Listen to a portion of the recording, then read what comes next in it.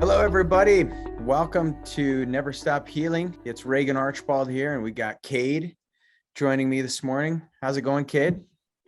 Going great.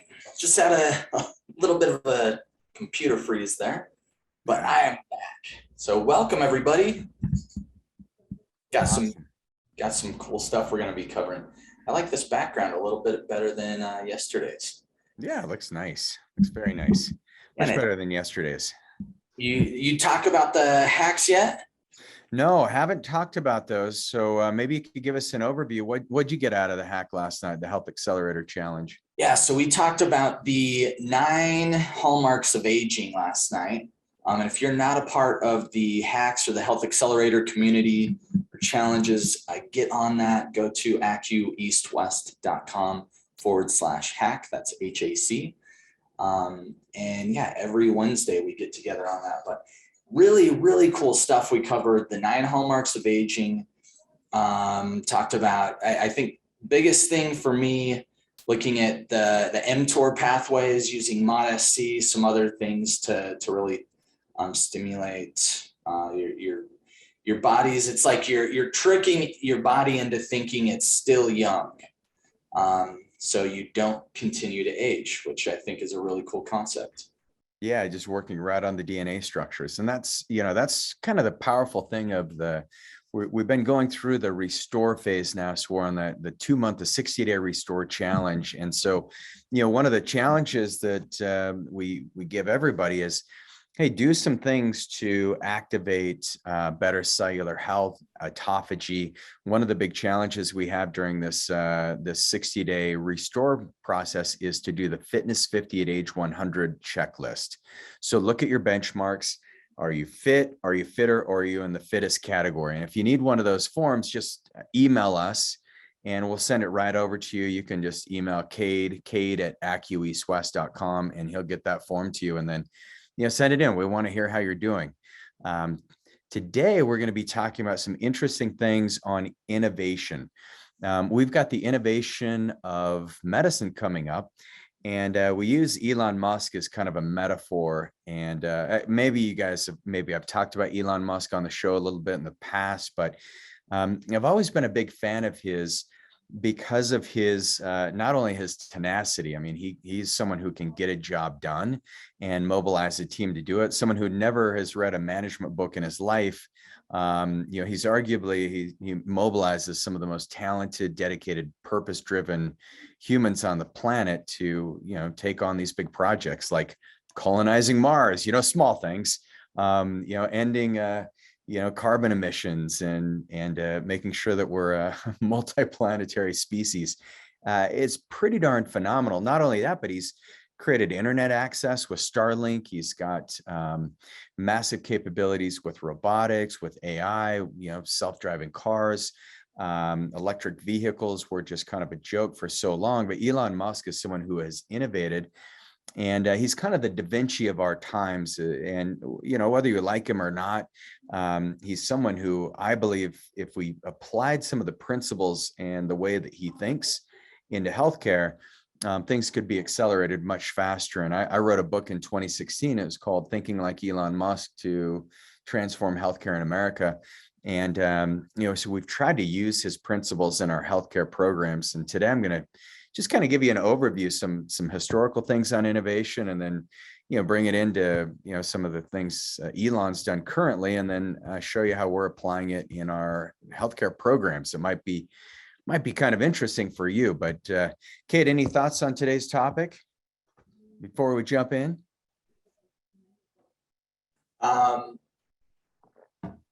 Yeah, just excited to jump in. Awesome. Okay. Well, I know, many of you guys are visual, so I'll share with you some slides that I'll be sharing the upcoming event. And for those of you doctors who will be joining us, we're getting texts. We're getting phone calls all week. We got a text this morning. We got a lot of you flying into Utah, and so we're so excited to see you. Many of you will see tonight, and then the rest of you will see tomorrow morning when the event starts. We'll be at Hotel Monaco. And so it's going to be really fun. This is session 2 in our Go Wellness series.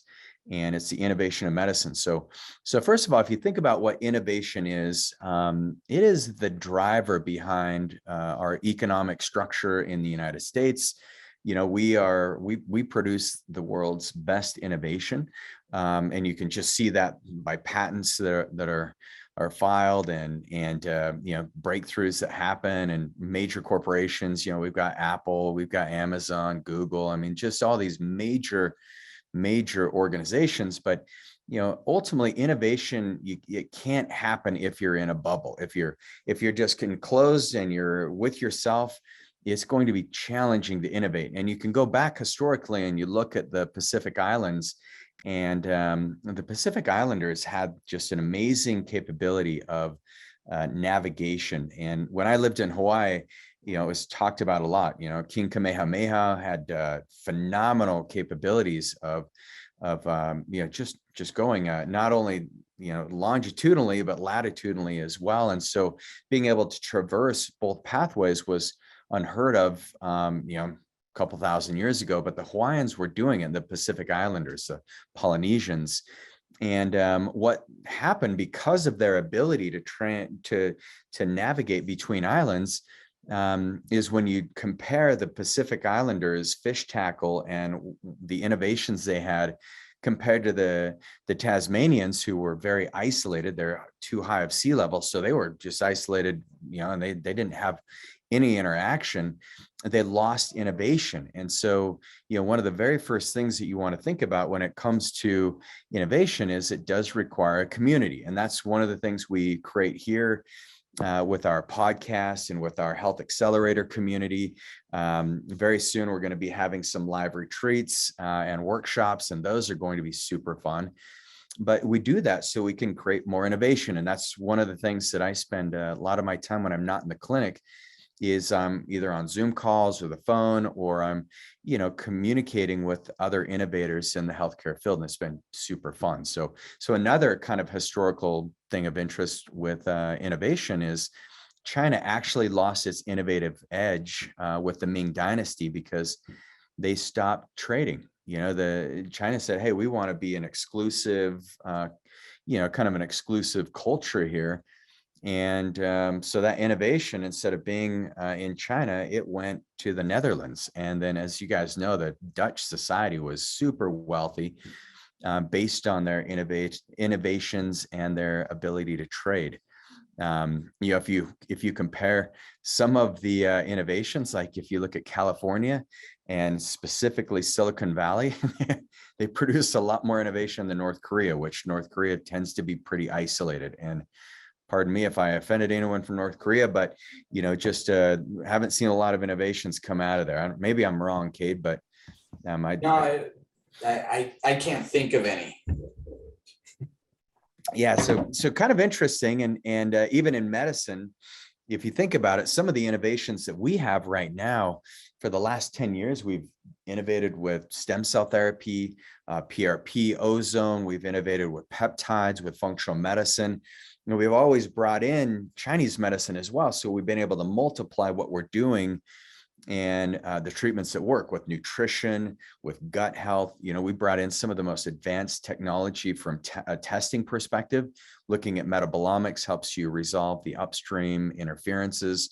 Looking at your gut test, we just had Kate, I should have shared this with you too. We had a really cool testimonial that came in yesterday, and man, it would be cool to read that. I don't know if you can find that, Kate, but that made Give me a second. Made my day. But then the other thing we got is we did a comparison with one of our patients who has a lot of gut issues, and we reran his gut test, and he had like a 70% improvement. So just phenomenal. So these innovations, if you think about healthcare, when I graduated, the academic dean at my school, Dr. Smith, who looked like Einstein, his hair was all white and crazy. He said, unfortunately, the new research is, and this was in 2004, he said, new research just came out. And what we found is that medicine is about 25 years behind the research. And he said, it's unfortunate, but I want to challenge each one of you to not be behind the research. And and to accelerate the innovation of medicine. And so, I took that to heart and have always tried to do that. But if you think about that, even one of the innovations that took place in with COVID is we started using ivermectin. People started saying, well, hey, we don't have any really good treatments. So hydroxychloroquine was one that seemed to be somewhat effective. Ivermectin seemed to be very effective if you use it at the right timing. If you waited too long, things got really bad. And that's was probably the worst decision we made as a healthcare society, is we didn't do things fast enough. Hospitals would send people home until they got really sick, then people would come back. But that's just a simple innovation. It doesn't have to be some crazy technological breakthrough. It can be using an old medicine to treat a new condition. And then even what's going on right now with a free society, that always frees up innovation. And the FDA has their regenerative medicine accelerated track. And that's been around since the 80s to help facilitate promising therapies for patients with serious conditions. So yeah, a lot going on, right, Kate? It's pretty cool when you look at innovations. Yeah. I think really, really intriguing and cool stuff in medicine. So amazing. And I think a lot of times, the FDA kind of gets a bad rap for putting stops on things, and they're trying to look out for the better, but at least we're having different tracks to create these really cool innovations. Hey, I was able to pull up that testimonial. Oh, cool. Would you like me to read it? Oh yeah, I think so. I think people might want to hear kind of some cool thoughts on what we're doing. Yeah, I love this, especially when we're talking about the innovation of medicine, and I think this really sums it up in this testimonial. But this is a patient of ours sent this in. When you're working with any type of alternative medicine provider, trust is a critical factor. You not only have to trust the technical expertise, but the integrity of the owner of the organization, and knowing that everyone there puts your interests before their own. That is the way Regan Archibald, owner of East West, thinks. And you can see that attitude with the entire team. I believe East West really cares. I've had excellent results from them with both local and systemic injections of stem cells.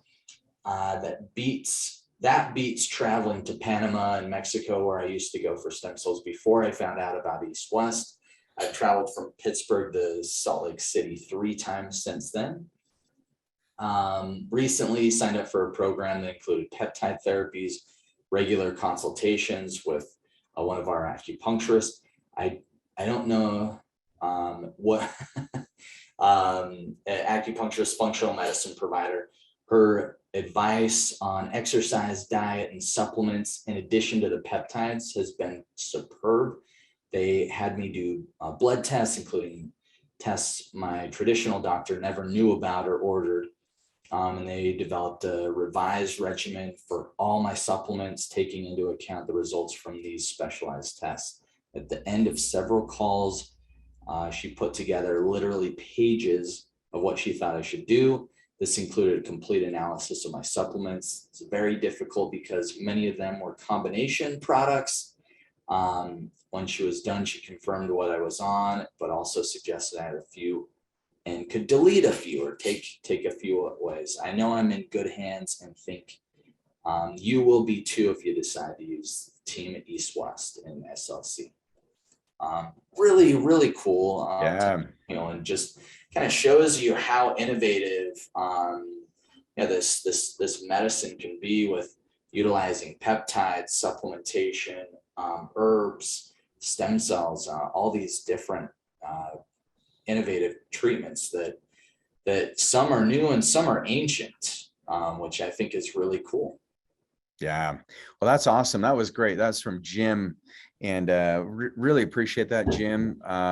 Appreciate you coming out, and yeah, it's just amazing. And we really appreciate feedback like that. So if any of you ever want to share some, it does sometimes it can be a lonely road out here. We're doing our very best and trying to innovate, but you guys have helped us in so many ways, and so I appreciate you guys.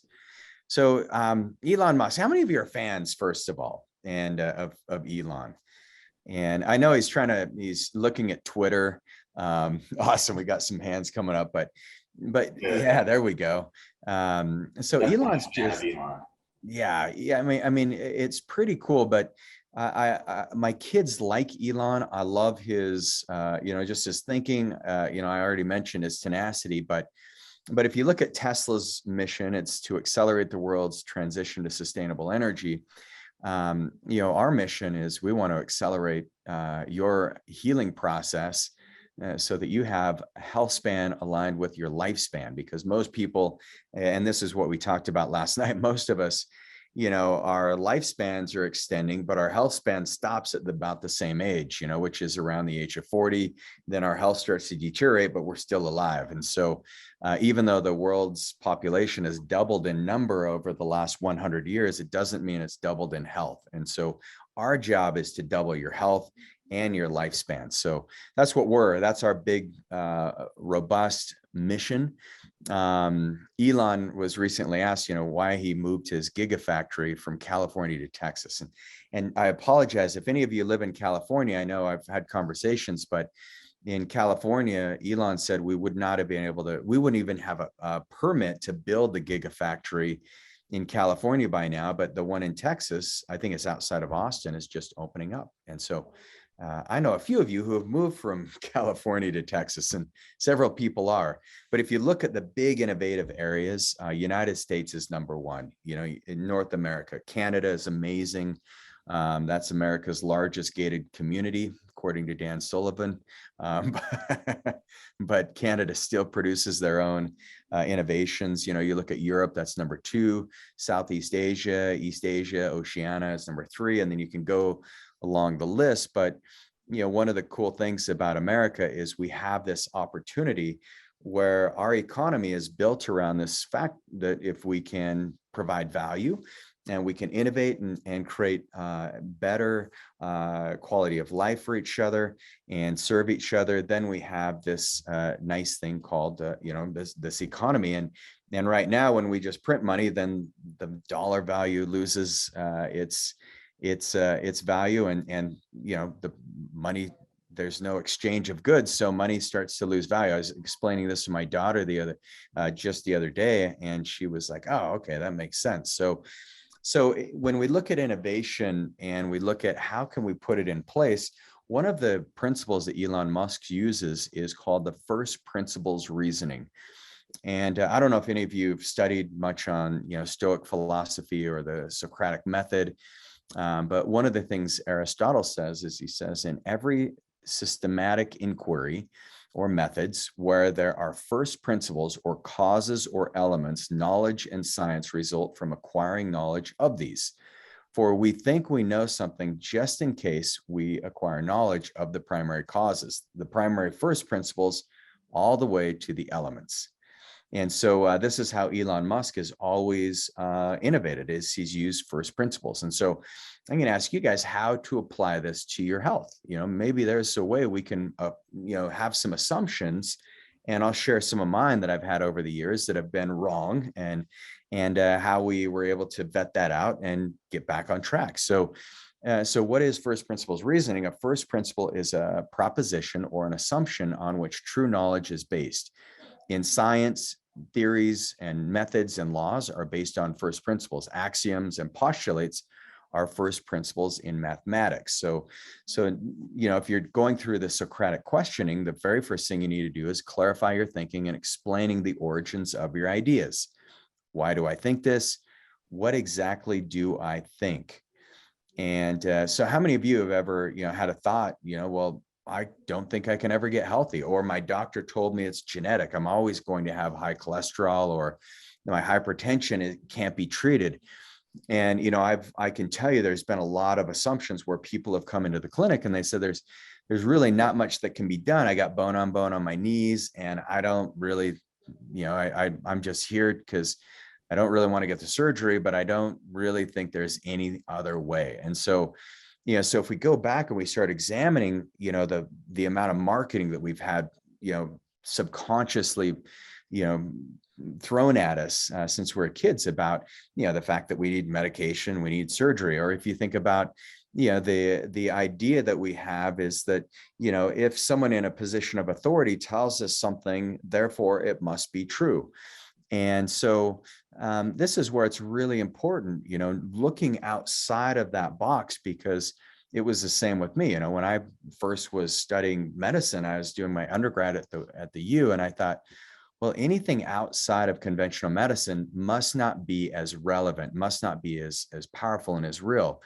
And until I started going down that pathway, and I had misdiagnosis after misdiagnosis, and no one really giving me the right help that I needed in conventional medicine. And then I found a naturopathic doctor and an acupuncturist, and they were phenomenal, even though my first thinking was, from an assumptive.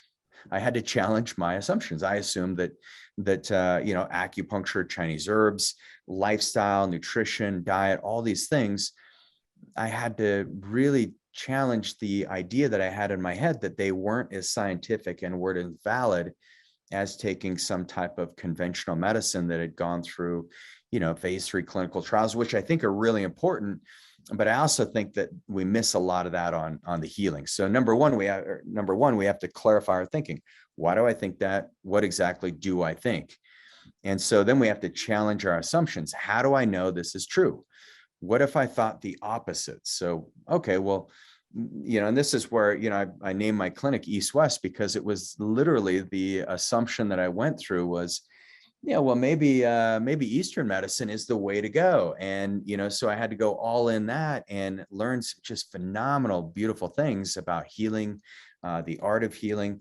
My teacher, Dr. Mayakawa, my first mentor, she made me, before she would ever take me into her clinic and really mentor me, I had to clean her clinic for 2 months. She didn't give me a timeline. She just, I would show up, and she taught me, how she likes her clinic organized and clean. And I just took care of her clinic. And then one day she said, Regan, son, come in, don't move the air. And then, so finally I was able to see her treat people, and it was a gorgeous thing.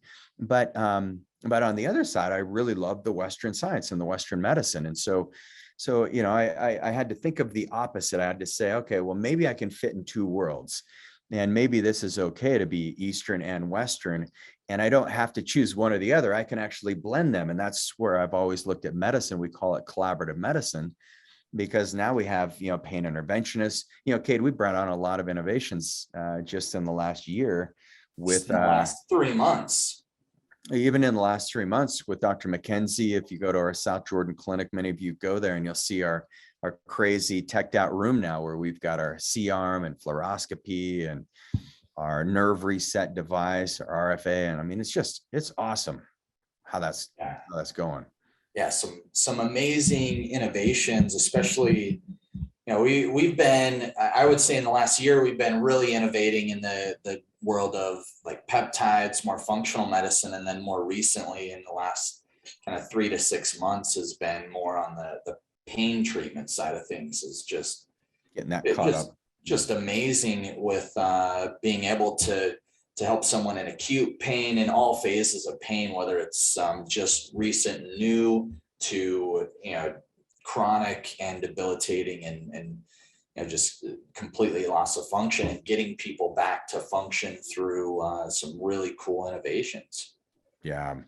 Yeah. So some of those, are just transformative. And so number 3 is look for evidence. Why do I think this is true? What are the sources? And so that's what we've done. When it comes to regenerative medicine, for example, one of the things that I've done now is, because we're not using Utah Cord Bank there, hopefully they'll come back into the field. The FDA, about 80% of labs got shut down, but I said, well, okay, what are some other sources? And, what do I need to know? What's the criteria? Well, I need to know viability. I need to know, sterilization practices. Obviously, are they compliant? That's, very important. And so we've been able to find just some amazing things in the regenerative medicine world, similar to, Utah Cord Bank, the products that we had, and maybe even they're better these days. So, because number 4 is consider alternative perspectives. What might others think? How do I know I am correct? Well, we only know as much as we know. And the big problem is is we if you know what you don't know, that's one thing, because then you can go figure out what you don't know.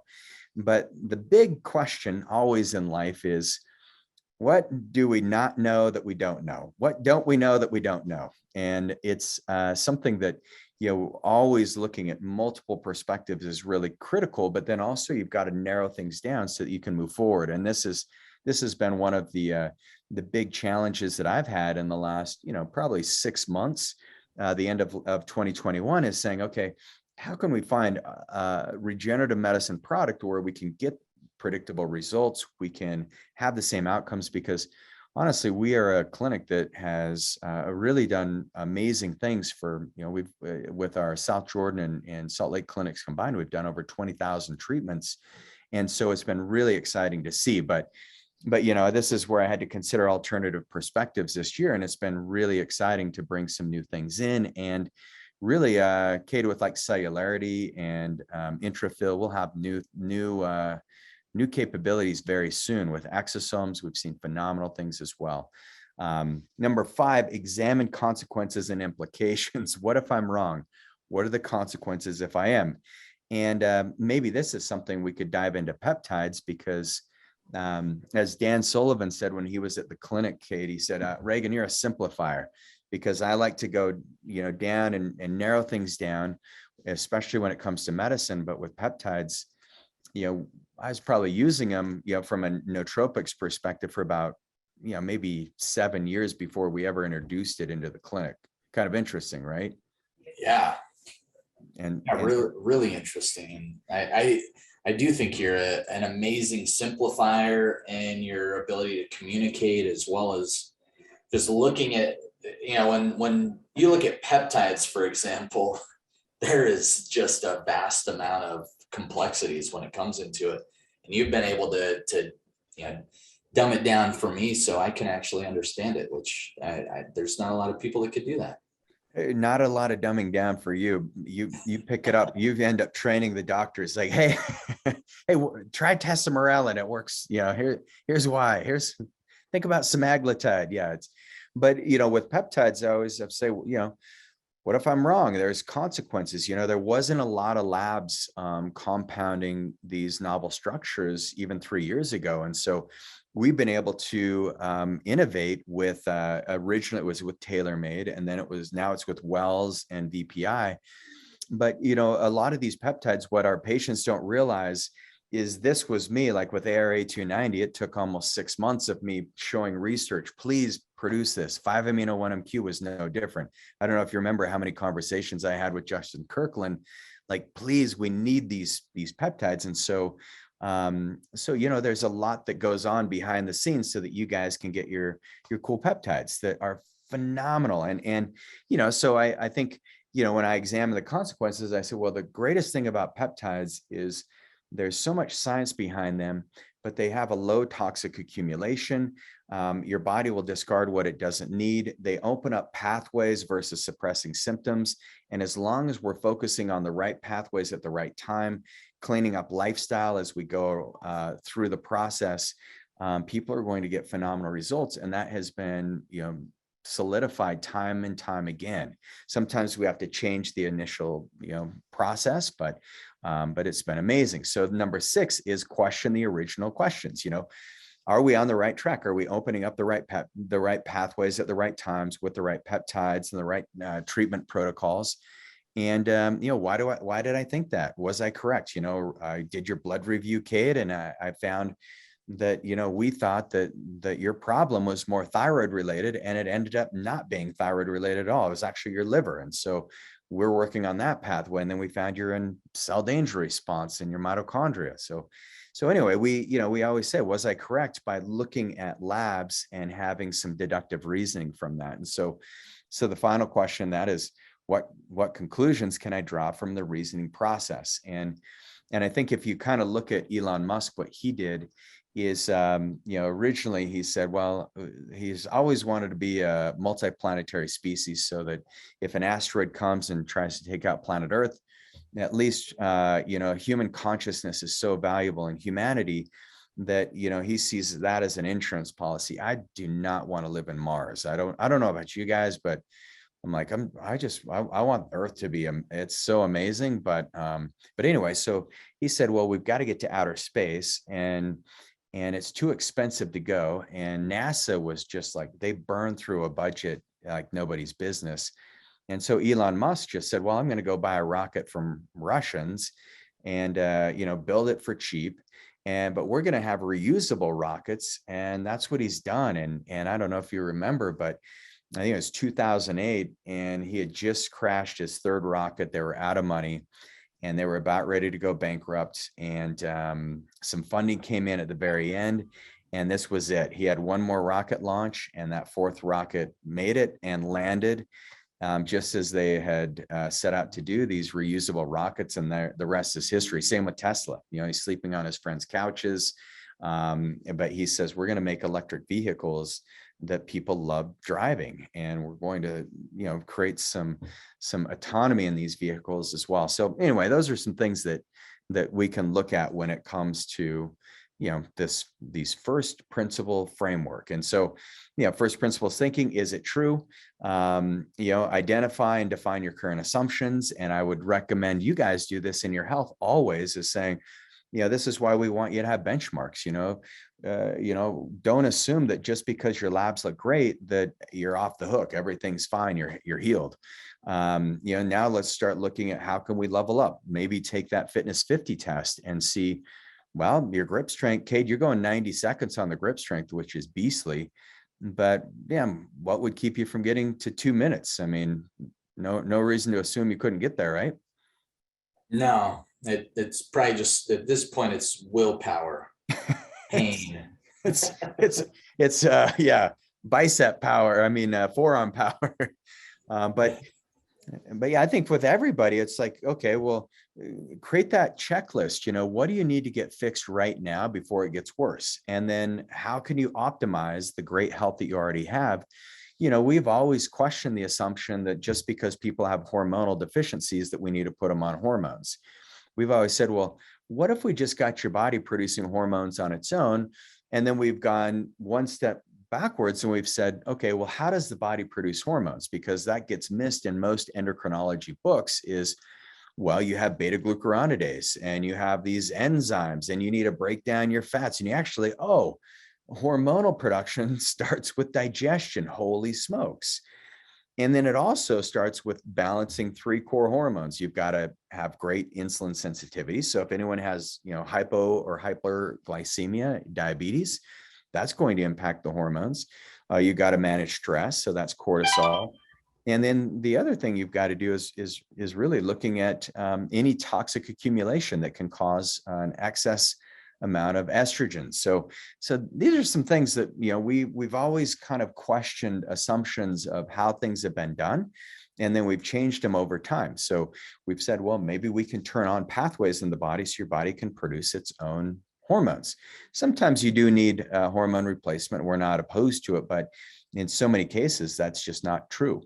And it's the same thing as, number 2 is break down the problem into its fundamental principles. So if we look at the 3, 4, 5 method of healing, we say, okay, well, did we get the right testing? And do we know what's wrong in the body? Are we taking the right course? And yes, there's always trial and error. We're always experimenting. We open up pathway number 1, and usually we start with the HPA axis, get the body out of that cell danger response. And then we go to pathway number 2, work on growth hormone, IGF-1, get your body in this nice healing state. And then, pathway 3 is making sure we've removed all the biotoxins, getting the body out of its inflammatory pattern. But we got to go back in time and say, well, have we been able to break down the problem into the core principles? Where is the big barrier? And that's how we simplify and create shortcuts. Then we can say, okay, well, we know this is not the problem and that is, so therefore let's go in that direction versus let's just, machine gun it. And then we create new solutions from scratch. And so that's been a beautiful thing that we get the opportunity to help other doctors learn is how to use these first principle framework in their thinking process when it comes to healthcare. And we've had, we probably have about 160, 170 people who are actually Go Wellness clients. And then in the course of I've been teaching and creating medical curriculum for about 10 years, taught over about maybe close to 2,500 different practitioners. So it's pretty cool. And it all comes back down to this. So if you think of kids, they're natural first principle thinkers. They ask why until they understand a concept and extend the knowledge of the world. So if you think about kids, they're always peeling back layer after layer after layer. So what are some of the assumptions that some of you may have in health? How many of you feel like maybe because you've always had headaches, you are thinking that there's no way you can get rid of those? Or maybe you feel like, man, I've tried everything to lose weight and I'm just stuck. I'm not going to keep trying. And so I think applying a little of this first principle can be helpful. But yeah, if you have any assumptions, we'd love to hear those. And I think we all have them. Kate, any assumptions you've ever made in your health journey?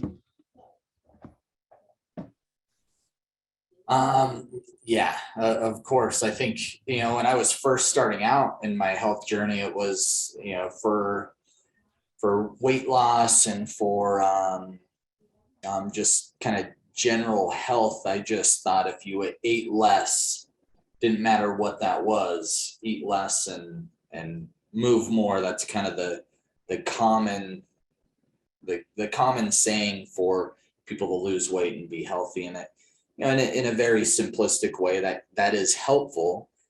Always be moving and eating less. Calorie restriction can be helpful from a physiological standpoint, but really focusing on nutrition and diving deeper on the what you eat is I think way more critical and what people need to look at.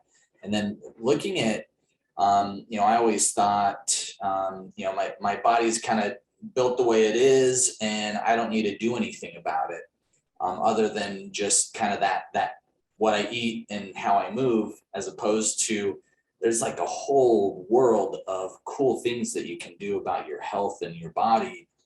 And it's just all about maximizing and, for lack of a better term, hacking your biology so you can really excel your health. I think it's so cool. And so, yeah, those are probably my two main myths before I went on my full health journey. Yeah, I love that. Thanks for sharing, Kate. That's a great question, Ruth.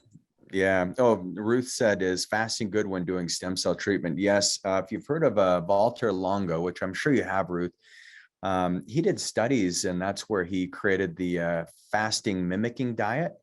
And so he found that you can test the CD34 stem cells from the small intestine is usually where they're secreted. But when you undergo fasting, whether that's a 24-hour or his kind of fast mimicking diet, which is 5 days, you do get a better kind of secretion of stem cells. And anytime you're using some allografts, what happens is your body's own stem cells, it brings them to life and activates those. And so even if you do some time restricted eating, we find that to be very helpful for the stem cells. So absolutely. Yeah, that's great. And we're excited to see you out here, Ruth.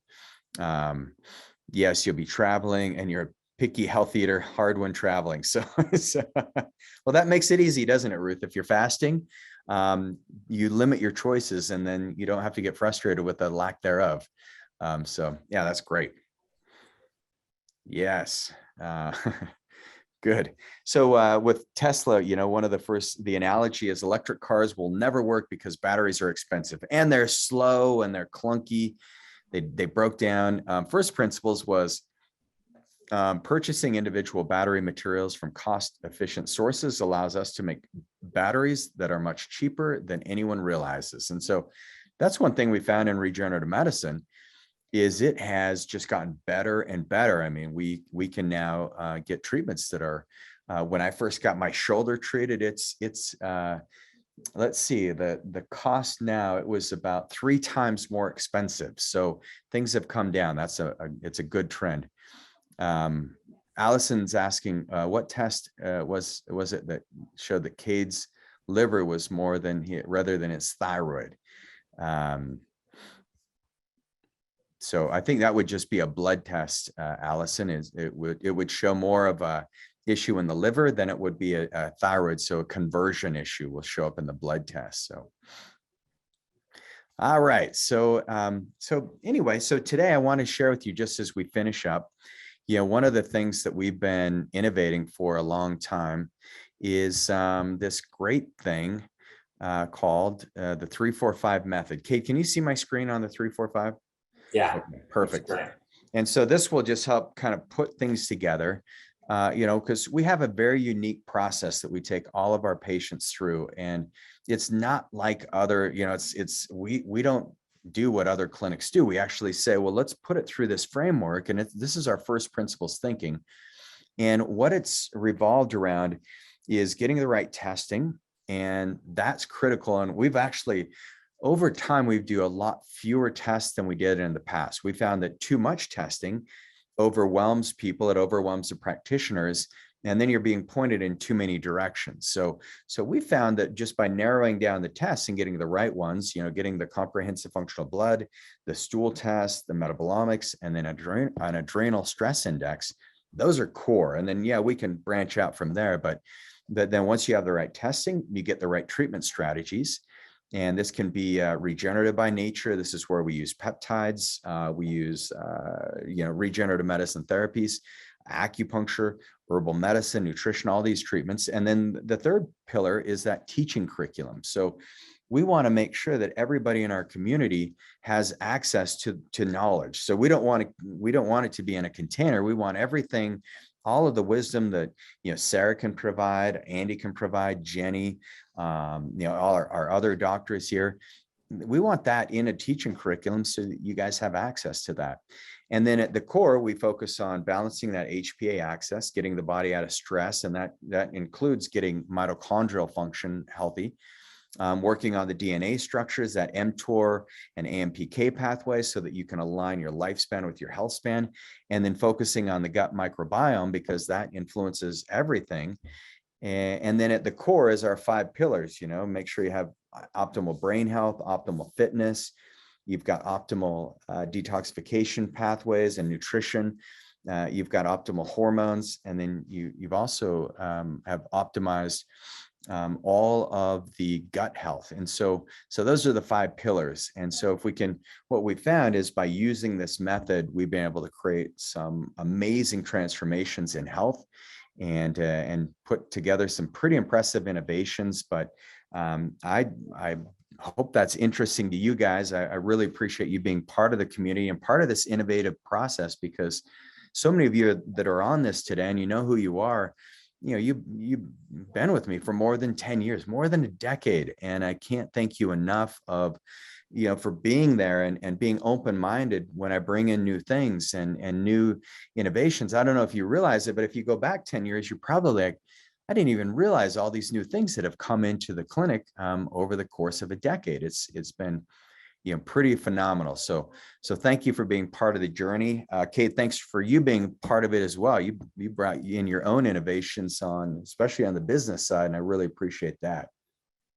Oh, thanks, man.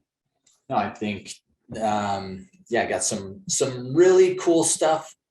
And that's the beautiful thing, is I think it's a never ending journey of just really cool stuff out there, like the peptide world, the regenerative medicine stem cell world. There is going to be continuous innovations. And if something's not possible today, that doesn't mean it's not possible tomorrow. Some really cool stuff happening in this world. So thanks everybody for joining us. We will be back same time, same place next week, and have an amazing week. Yeah, appreciate you guys. Go ahead. Yeah. So if maybe you're not a patient of ours, or you haven't been in for a while, I'd like to just invite you, give us a call to schedule a consultation. You can call us at 801-582-2011. You can also schedule online through our online website at acueastwest.com. Look for Accelerate Wellness. and you can get scheduled there as well. So you guys have an amazing day, and we will see you next time. And I'm going to post the link in the chat box here as well if anyone's on there needs to get set up. Have an amazing day. Bye, everybody.